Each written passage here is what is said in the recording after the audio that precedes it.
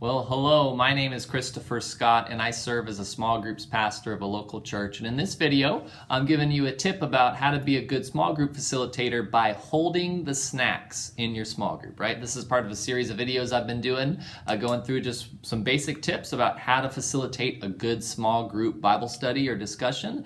And in this video, I'm talking to you about why you want to hold the snacks. Wait to have snacks until the end of your small group, okay?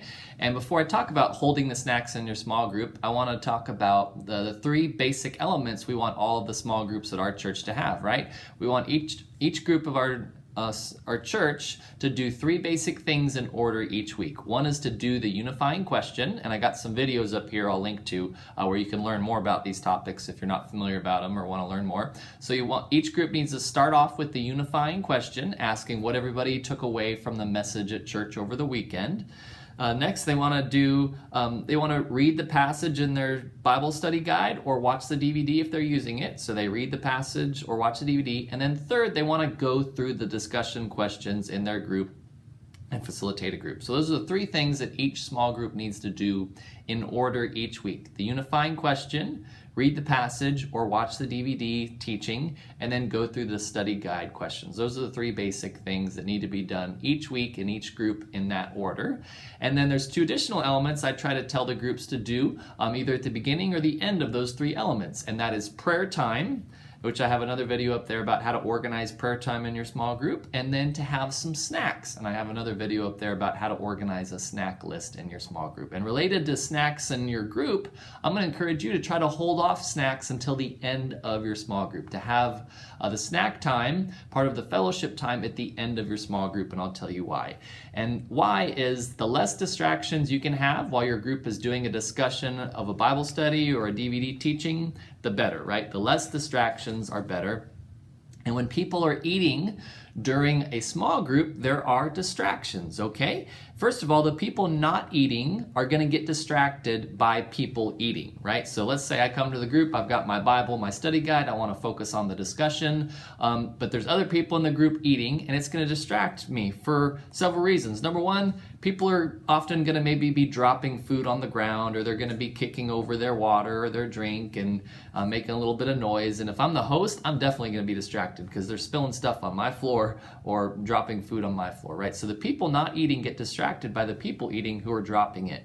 And then there's always that guy that eats with his mouth open, right? And that distracts anybody that's not also eating when he eats with his mouth open or talks with his mouth open or makes noises when he eats, right? And then there's those times where there's someone in your group and, someone might open up and really start to share and be vulnerable and kind of start to share his or her life story and be vulnerable and tell about, some tough things they've been through. And then someone in the group decides he's hungry, gets up, walks right in front of the person that's just pouring out his life. Like, that's kind of interesting. Here I am, pouring out my life story, and he just gets up to go get some snacks. Like, it's like I'm not even talking, right? So the people not eating snacks in your group get distracted by the people eating snacks in the group, right? And you want to limit those discussions.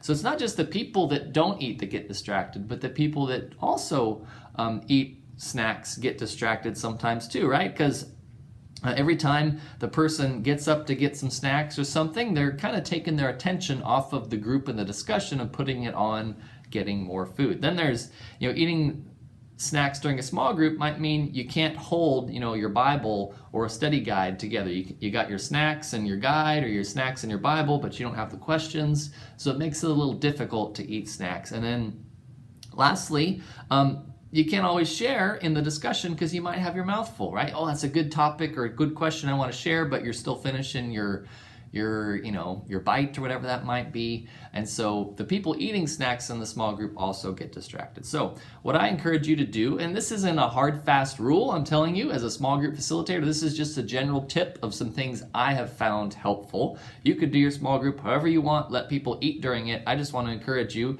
It might help for your group if you hold the snacks till the end, right? And I'm kind of making some exaggerations on some of these to make a point, right? Now, in reality, not all those are going to happen, but I'm just trying to give you some general basic tips on facilitating a small group. So when you limit snack time in your group to after the small group discussion, I think one of the benefits is it provides some natural fellowship time. So let's say your group shows up, you start off with some prayer requests, then you do the unifying question, you read the passage, you work through the study guides, and then you close it out and you say, okay, now we're going to have some snacks and fellowship time. It's a really smooth segue into getting everybody just to kind of relax and talk and chit chat and snack on this and have some iced tea or whatever that might be, or orange juice.